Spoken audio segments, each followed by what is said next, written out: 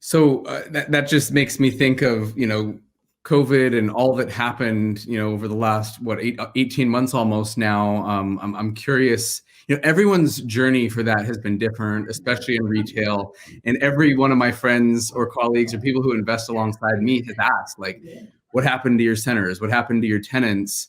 And I'm curious, from your vantage point, what was that experience like? Because I know you were doing a lot of Jill of all trades, right? You're helping in so many capacities. So maybe share with us what that was like for you, and what happened to some of these tenants and people who either didn't make it or did make it, through kind of that really challenging spot. And Arizona was different than a lot of places, right? Places shut down, but it reopened relatively quickly, compared to California. And so give everyone what it was like from your vantage point. So the very first day and the very first thing that I did, and my team jumped on this with me, is to reach out to every landlord that we represent and explain the true definition of force majeure. Because the perception, which was not reality, is, oh, this means that I don't have to pay rent. This means that I can cancel my lease. So getting clear on what does it mean, what doesn't it mean, what is that strategy going to look like?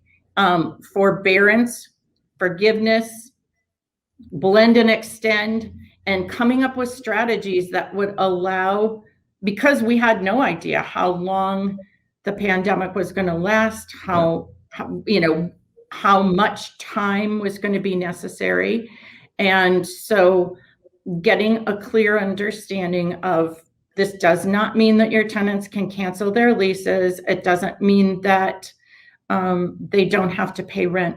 It means that we need to find strategies to work with tenants. And I think tenants did not understand the perception that many of these landlords weren't being given forbearance by their lenders. And so they were needing to pay their mortgage on time without grace, despite what was happening on the other end. So we found ways to, on an individual basis. And I think that was a big point that, I listened to the Whitestone REIT quarterly earnings calls, and Jim Mastrandrea, that was a big point that he made, is communication was key.